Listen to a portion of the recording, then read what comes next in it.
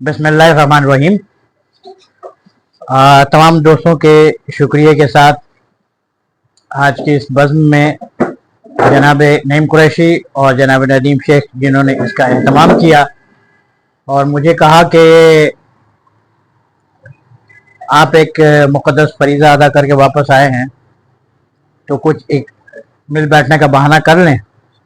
मैंने कहा वो तो एक सादत की बात है और ज़ाहिर के एक नसीब की बात है कि जब हुक्म हुआ तो चले जाते हैं, लेकिन इसको आप गेट टुगेदर रखें सर। बल्कि मैंने एक लफ्ज़ लिख के भेजा था इनको, सरप्राइज गेट टुगेदर। वो सरप्राइज क्या है लोगों के आने के बाद पता चले। तो बहरहाल मैं सबसे ज़्यादा शुक्रिया अदा करता हूँ नईम कुरैशी और नदीम शेख साहब का कि जिन्होंने सारा ये एहतमाम किया, और बाकी सारे दोस्त जिन्होंने इस मोहब्बत में वक्त निकाला, यहाँ पे आए।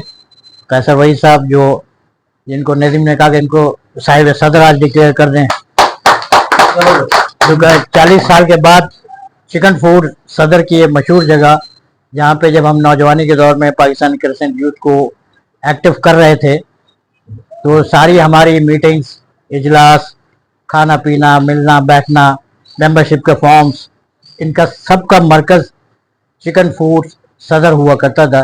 नदीम शेख, इनके वालिद साहब और इनके भाई, बावजूद इसके कि उनका कारोबार डिस्टर्ब होता था, लेकिन हमारी हर तरह से मेज़बानी करते थे और तमाम सहूलत फराहम करते थे। ये एक समाजी सफ़र था, एक मिल बैठने का बहाना कि जिस तरीके से हमने तरबियत हासिल की। और चूँकि कैसर वहीद एक ऐसे शोबे से मुतालिक थे जिसमें बिज़नेस मैनेजमेंट सबसे इम्पॉर्टेंट होती है, तो बहुत सारी ऐसी गुर की चीज़ें, ऐसी सीखने की बातें जो उनके तजर्बे की रोशनी में हमने सीखी। नईम कुरैशी चूँकि वाबस्ता थे पाकिस्तान स्टील मिल से और उनका पब्लिक रिलेशन का डिपार्टमेंट था, तो मीडिया से रब्ता किस तरह से करना है, साफियों से कैसे बातचीत करनी है, प्रेस रिलीज कैसे बनानी है, किस किस को अप्रोच करना है, ये सारे इनके चीज़ें थी जिनसे हमने बहुत सीखा, बल्कि हमारे बहुत सारे साथियों ने सीखा। नदीम शेख का चूँकि एक बिज़नेस का रिलेशनशिप तो था, लेकिन पीआर बिल्डअप करने के लिए कारोबार में सबसे ज़्यादा अच्छा सेल्समैन वही होता है जो अच्छी गुफ्तगू कर सके। एक बर्फ़ के वादी में रहने वाले को रेफ्रिजरेटर ख़रीदने के लिए तैयार कर सके, ये गुर नदीम के पास था और इसने हमें कम्युनिकेट किया। शायद मसूर चूँकि हमारे सिविल डिफेंस के शोबे से मुतालिक थे, तो जो सबसे ज़्यादा डिसिप्लिन और इमरजेंसी की सूरत में रिस्पॉन्ड किस तरह करना है, ये जो डिज़ास्टर मैनेजमेंट अथॉरिटीज़ वगैरह तो अब बनी है, लेकिन उस ज़माने में सिविल डिफेंस का बड़ा अहम रोल हुआ करता था।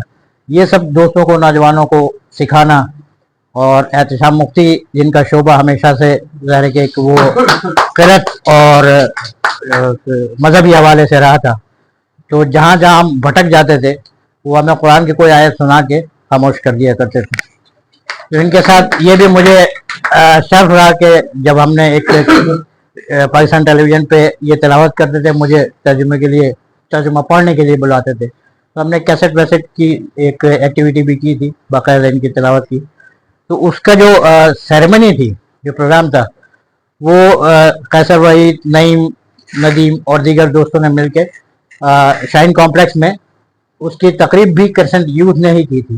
तो हम बेसिकली अपने आप को जिस तरह से कहते हैं ना कि क्रिसेंटिया, तो हम अपने को क्रिसेंटिया समझते थे, उस पर फख्र महसूस करते थे।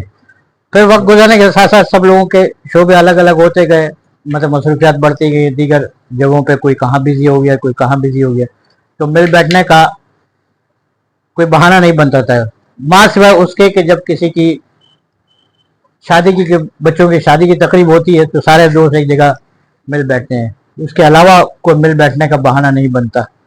तो नदीम शेख का बहुत शुक्रिया कि इन्होंने ये एहतमाम किया, और सब दोस्तों के मिल बैठने के लिए हमारे हक नवाज लाती साहब हैं, मंसूर साहब हैं, या राशिद हैं, और मंसूर जैक साहब, या दीगर और भी जो दोस्त हैं जो, लेकिन इन लोगों को हमारी नौजवानी के दौर के वो मसरूफियात शायद इल्म में ना हो कि जिसमें हमने सच बोलना सीखा था। सच बड़ा मुश्किल होता है, और जब आप सच बोलते हैं तो लोग आपसे दूर हट जाते हैं। जब जब भी तुम सच बोलोगे तुमसे सब कतराएंगे। जब जब भी तुम सच बोलोगे तुमसे सब कतराएंगे। झूठ का चूरन बेचोगे तो पीछे पीछे आएंगे। तो इस जमाने में हम कुछ ऐसे ऐसे दोस्त के जिनके सच के साथी आज हमारे साथ, और ये मेरे लिए बड़ी खुशी की बात है। मैं चाहूँगा कि इस मक्का मुकर्रमा